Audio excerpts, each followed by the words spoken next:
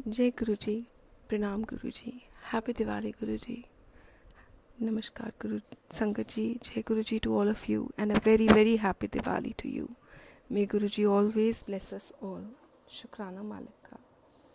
संगत जी, आज हम गुरु जी के ब्लेस्ड ग्रंथ लाइट ऑफ डिविनिटी का हिंदी रूपांतर जो कि अमिताभ अंकल ने किया है दिव्याभा में से पेज नंबर 130 से सत्संग रीड करेंगे। एक भक्त का विवाह रक्षक गुरुजी। मैं गुरुजी को कितना भी धन्यवाद दूं वह कम है।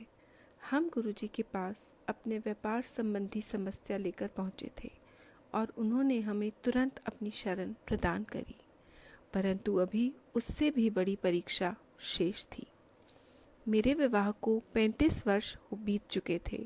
हमारे एक पुत्र और एक कन्या है, दोनों विवाहित, और घर में एक पोती भी है। कहते हैं किसी को भी जीवन में सब सुख प्राप्त नहीं होते। मेरे पति की आदतों में बहुत सुधार संभव था। वे जीवन को आनंद पूर्वक जीना चाहकर भी परिवार के किसी उत्तरदायित्व को लेने को तैयार नहीं थे, और जब वह मद्यपान करते थे मुझे भय लगता था। वह आक्रामक और अत्याचारी हो जाते थे। गुरुजी की दया से मेरे बच्चे सदा मेरे आधार रहे हैं। मेरे गुरुजी के पास आकर उनसे अपनी पुत्री के लिए संतान की कामना करती थी, अपितु गुरुजी मेरे परिवार का वातावरण स्वच्छ करना चाह रहे थे। संतान सुख देना तो उनके लिए कोई समस्या नहीं थी। एक दिन मैं गुरुजी के दर्शन के बाद घर पहुंची तो मेरे पति वहां नहीं थे। मुझे कोई चिंता नहीं हुई, क्योंकि वे गोल्फ खेलते हैं और सप्ताह में 4 दिन देर से ही आते थे। 62 वर्ष की आयु में भी उन्हें अपने मित्रों के साथ मद्यपान कर भोजन करने की आदत थी। मैंने क्रोध और प्रेम के दोनों मार्ग अपनाकर देख लिए थे, पर कभी सफलता हाथ नहीं लगी थी। मैं कभी उनका विरोध नहीं कर सकी, क्योंकि फिर वह अपना हाथ उठाने लगते थे। मुझे अत्यंत भय लगता था। अक्सर रात को उनके घर में प्रवेश करते समय किसी भी हंगामे की आकांक्षा से मैं सोने का बहाना करती थी।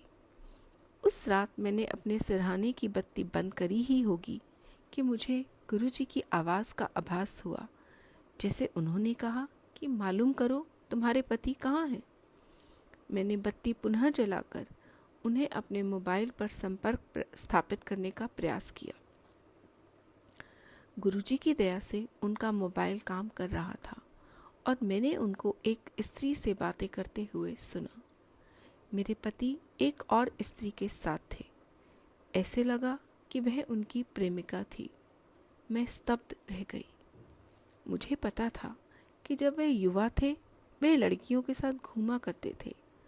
जब भी मैंने आकांक्षा जताई थी, उन्होंने कहा कि एड्स के कारण वे ऐसा करने की सोच भी नहीं सकते, क्योंकि मेरे पति अपने स्वास्थ्य का विशेष ध्यान रखते थे और इतने आत्मविश्वास के साथ बोलते थे कि मुझे उन पर कभी शंका नहीं हुई।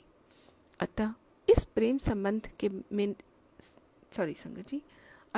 प्रेम संबंध से मुझे बहुत आघात पहुंचा। मैंने अपनी बुद्धि पर नियंत्रण रखते हुए अपनी पुत्र वधू को भी फोन पर हो रही बात सुनवाई। मुझे पता था कि इसमें प्रमाण की आवश्यकता होगी, अन्यथा वे मुझ पर अत्याचार करेंगे। मेरा बेटा उस समय दिल्ली से बाहर था। गुरुजी, मैं क्षमा प्रार्थी हूँ कि उस दिन मैंने उनके वापस आने पर उनको मारा और घर से निकाल दिया।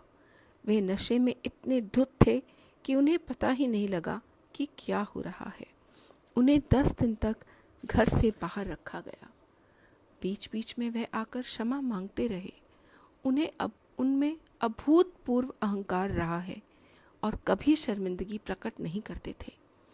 इस घटना के 2 माह उपरांत उनमें बहुत परिवर्तन दिखाई दिया। मुझे 35 वर्ष तक कष्ट देने के बाद वह भले मानुस हो गए। आज वे मुझसे, अपने बच्चों और पौत्री से अति प्रेम करते हैं। फिर आजकल वह कभी नशा करते हैं तो बहुत रोकर क्षमा याचना करते हुए कहते हैं कि वे अच्छे इंसान हैं। और उन्होंने मुझे बहुत कष्ट दिए हैं।